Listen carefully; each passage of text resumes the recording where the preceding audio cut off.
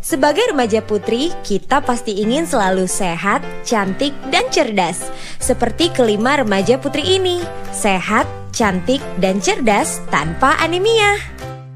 Yuk kita temukan caranya di sini. Pertama, kita perlu tahu dulu anemia itu apa sih?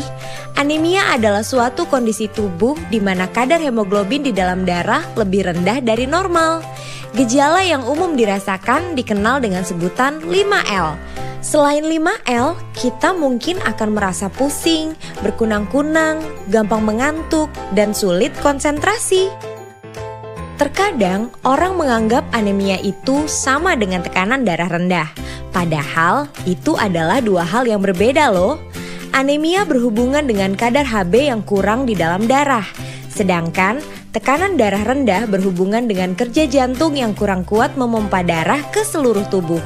Perbedaan lainnya, kalau anemia diketahui melalui pemeriksaan darah, tekanan darah rendah diketahui dengan pemeriksaan menggunakan alat ukur yang dipasang di lengan.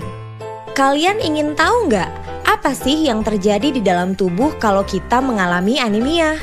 Bila kita anemia, sel-sel tubuh tidak mendapat cukup oksigen. Mengapa? Karena di dalam sel darah merah, Hb lah yang berfungsi mengikat dan mengedarkan oksigen ke seluruh tubuh.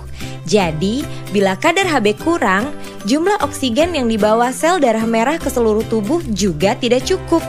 Makanya, badan terasa lemah dan sulit konsentrasi. Sebaliknya, bila kita tidak anemia, sel tubuh kita mendapat cukup oksigen karena sel darah merah kita mengandung Hb yang cukup. Kalian mungkin bertanya lagi, kenapa ya kita harus peduli tentang anemia?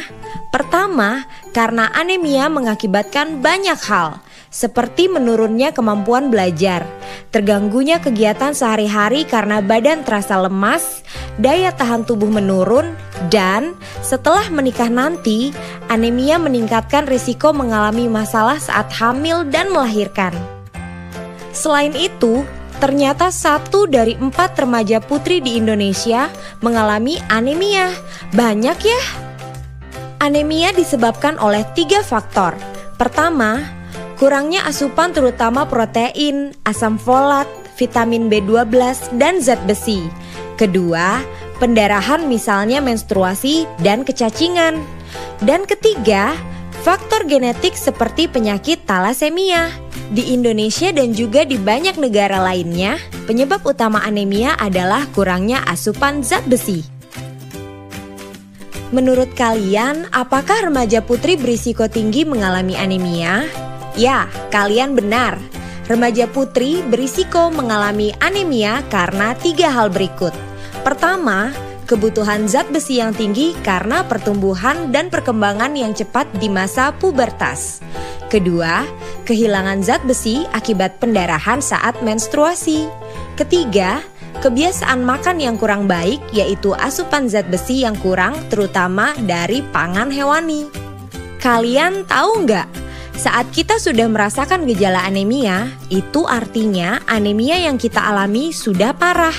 Kekurangan zat besi di tahap awal seringkali tidak menimbulkan gejala yang bisa kita rasakan.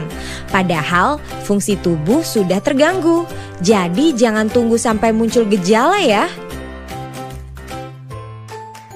Mencegah anemia.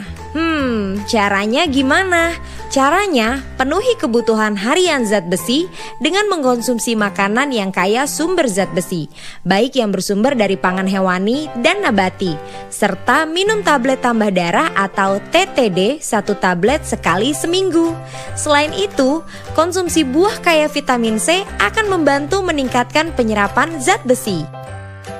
Ini adalah contoh beberapa bahan pangan hewani dan nabati sumber zat besi.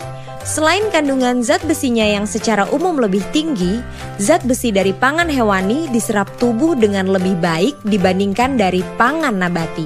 Sayangnya, beberapa remaja putri tidak mau makan pangan hewani terutama daging karena takut gemuk. Benar nggak ya makan daging itu bikin gemuk? Jawabannya adalah tidak. Bila dikonsumsi tidak berlebihan. Agar tidak mengalami kegemukan, jagalah asupan kalori agar tidak berlebih dan lakukan aktivitas fisik untuk membakar kalori. Selain mengkonsumsi makanan kaya zat besi, konsumsi TTD sangat membantu memenuhi kebutuhan zat besi harian. Bagaimana cara minum TTD? TTD diminum 1 tablet sekali seminggu di hari yang sama. TTD diminum setelah makan dengan air jeruk atau air putih. Jangan minum TTD dengan teh, susu, atau kopi, karena dapat mengurangi penyerapan zat besi yang ada di TTD. Dan setelah minum TTD, makanlah buah yang mengandung vitamin C untuk meningkatkan penyerapan zat besi. Ada yang bilang minum TTD menyebabkan mual. Benar nggak ya? Benar, tapi hanya pada sebagian orang. Untuk mengurangi kemungkinan mual, minumlah TTD setelah makan. Jadi perut tidak dalam keadaan kosong. Selain itu, tubuh kita akan menyesuaikan, sehingga perlahan-lahan kita tidak mengalami mual lagi setelah minum TTD. Minum TTD juga menyebabkan tinja berwarna agak kehitaman. Tapi jangan khawatir ya, semua itu tidak membahayakan kesehatan. Apakah minum TTD secara rutin berbahaya untuk kesehatan? Jawabannya adalah tidak. Karena tubuh kita mempunyai pengaturan zat besi yang otomatis. Bila tubuh kekurangan zat besi, maka asupan zat besi dari makanan dan TTD akan diserap tubuh lebih banyak. Sedangkan bila tubuh cukup zat besi, penyerapan zat besi akan lebih sedikit. Zat besi yang berlebih akan dikeluarkan tubuh melalui tinja. Itu sebabnya saat minum zat besi, tinja berwarna agak kehitaman. Jadi sekali lagi, konsumsi TTD tidak berbahaya untuk kesehatan. Dan sekarang aku tahu, bila anemia, kemampuan belajar menurun dan kegiatan kita terganggu. Kurang asupan zat besi adalah penyebab utama anemia. Remaja putri memiliki risiko yang tinggi mengalami anemia. Anemia harus dicegah sebelum muncul gejala. Caranya dengan mengkonsumsi makanan sumber zat besi serta minum TTD. Jadi tunggu apa lagi? Yuk bersama kita cegah anemia. Dengan dukungan guru, keluarga, serta petugas kesehatan, kita semua pasti bisa menjadi sehat, cantik, dan cerdas tanpa anemia.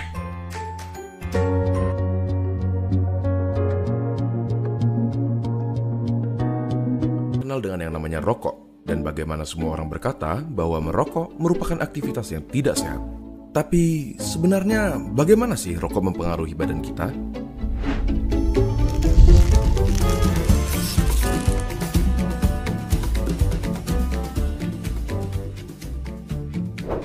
Coba kita mulai dengan komponen-komponennya. Pertama, nikotin. Suatu zat yang bisa bikin kita kecanduan, si alasan utama kenapa semua orang tidak bisa berhenti merokok. Bahkan, dia adalah alasan kenapa mereka yang berniat berhenti merasa tidak nyaman dan akhirnya ditarik kembali. Selain nikotin, ada sekitar 7.000 bahan kimia lainnya yang terlibat dalam proses membakar satu batang rokok, di mana diantaranya ada beberapa yang akan menjadi aktif dan dapat merusak badan kita. Terlebih lagi, terdapat lebih dari 60 bahan kimia diantaranya yang diketahui dapat menyebabkan kanker. Dari sini, kita dapat mengambil kesimpulan bahwa merokok dapat merusak berbagai macam organ tubuh kita dan secara umum menurunkan kondisi kesehatan. Komponen berikutnya adalah tar, suatu nama yang diberikan untuk partikel-partikel yang tergantung di dalam rokok. Partikel-partikel ini berisi zat-zat yang dapat menyebabkan kanker seperti karsinogen. Contohnya adalah metal seperti arsenik, kadmium, dan lain-lainnya. Tar itu lengket dan berwarna coklat. Dan apakah kalian pernah berpikir kenapa gigi dan kuku perokok menjadi kuning? Yap, itu adalah tar yang dapat juga mengotori paru-paru dan memberikannya penampilan yang sama. Zat yang berbahaya berikutnya adalah karbon monoksida, suatu gas yang dalam jumlah banyak dapat berakibat fatal karena menggantikan oksigen yang seharusnya tersirkulasi di darah. Gampangnya seperti ini. Di darah terdapat sel darah merah, dan di sel darah merah terdapat hemoglobin. Pada mereka yang tidak merokok, oksigen mengikat ke hemoglobin dan diantar ke seluruh tubuh. Tetapi, karbon monoksida dapat meningkatkan dirinya ke hemoglobin lebih mudah dari oksigen, dan akhirnya menggantikan oksigen. Kalian mungkin berpikir, ya sudahlah, apa masalahnya oksigen diganti karbon monoksida? Sangat bermasalah. karbon monoksida membuat darah semakin kental, dan pada aktivitas seperti berlari yang membutuhkan banyak suplai oksigen, organ-organ penting seperti jantung, otak, dan lain-lain jadi kebagian sedikit sekali oksigen dan dapat berakibat fatal. Pernah nggak kamu penasaran gimana caranya suatu minuman yang kita sebut alkohol dapat mempengaruhi badan kita? Gimana caranya? Cuma dengan mengkonsumsinya lewat mulut yang harusnya tujuannya ke lambung, malah bikin kita pusing dan bahkan sampai mabuk.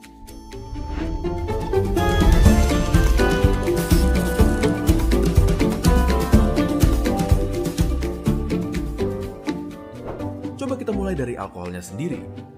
Apa yang kita kenal dengan alkohol yang dikonsumsi manusia sering juga dikenal dengan sebutan etanol, merupakan senyawa yang kecil.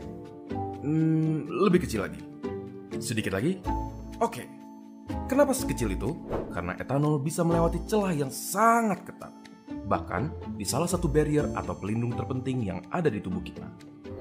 Coba bayangkan, senyawa-senyawa ini membaur ke dalam saluran darah kita secepat 20 menit bahkan di saat perut kita penuh. Namun, yang sebenarnya membuat kita sampai bisa merasa pusing adalah fakta bahwa senyawa alkohol bahkan membaur ke dalam otak kita. Tapi, bagaimana caranya? Otak kita dilindungi oleh suatu lapisan bernama blood-brain barrier yang fungsinya adalah meregulasikan komponen di dalam darah yang bersirkulasi ke dalam otak. Tapi, karena ukuran senyawa etanol yang sangat kecil, dia dapat dengan mudah menembus blood-brain barrier melalui darah melewati pertahanan tersebut. Inilah yang dapat membuat kita merasa pusing, mual, dan lain-lainnya. Terlalu banyak alkohol dapat memperburuk efek-efek tersebut dan bisa saja membuat kita tidak sadar sama sekali terhadap lingkungan sekitar sekalipun. Kita bisa menjadi terlalu percaya diri, bisa saja muntah, jatuh tidak sadar, dan bahkan koma atau meninggal. Narkoba.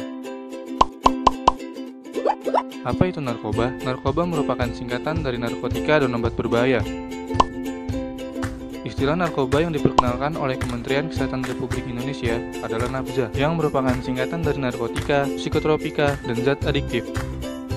Tahukah kamu, narkoba dapat berdampak buruk bagi kesehatan, pendidikan, ekonomi, dan lingkungan sosial. Hal yang dapat kita lakukan untuk menghindari narkoba adalah berhati-hati dalam bergaul. Jangan melawan nasihat orang tua. Rajin beribadah. Miliki hobi yang positif. Dan jangan mencoba. Ayo, sebagai generasi muda Indonesia, jauhilah narkoba dan kejarlah cita-cita agar kelak kita dapat mengubah Indonesia menjadi negara yang hebat tanpa narkoba. Dipersembahkan oleh Hai sahabat Bangga Kencana. Kali ini kita akan membahas mengenai 4 bahaya pernikahan usia dini. Pernikahan dini adalah pernikahan yang dilakukan pasangan laki-laki dan wanita yang belum memasuki umur 17 tahun. Dampak pernikahan dini ini cukup berbahaya. Berikut adalah bahaya dari pernikahan dini. Bahaya pernikahan dini yang pertama adalah KDRT. Emosi yang masih labil membuat anak di bawah usia 17 tahun mudah marah dan berusaha mencari pelampiasan dengan melakukan kekerasan. Tidak jarang barang-barang di rumah habis terbanting ketika emosi. Bahaya yang kedua yaitu putus sekolah. Karena sudah terlalu banyak tugas yang harus dilakukan semenjak menjalani pernikahan, sehingga motivasi belajar menjadi menurun dan proses pendidikan dan pembelajaran akan mengalami hambatan. Yang ketiga, risiko kematian ibu dan anak. Reproduksi sehat untuk hamil dan melahirkan yaitu 20-30 tahun. Jika di bawah atau di atas usia tersebut, maka dikatakan berisiko menyebabkan terjadinya kematian 2-4 kali lebih tinggi. Yang keempat, kesulitan ekonomi. Munculnya kesulitan ekonomi merupakan dampak dari kurangnya perencanaan. Banyaknya generasi muda yang kurang siap secara finansial tentunya bisa berdampak terhadap pernikahan itu sendiri. Jangan nikah hanya karena baper dan iri. Nikmati proses untuk memperbaiki diri. Ciptakan keluarga berkualitas dan hebat dengan menghindari pernikahan usia dini dan buatlah perencanaan pernikahan yang matang. Saya Ayu Punarsi penyuluh keluarga berencana Kota Tangerang. Terima kasih dan sampai jumpa di materi selanjutnya.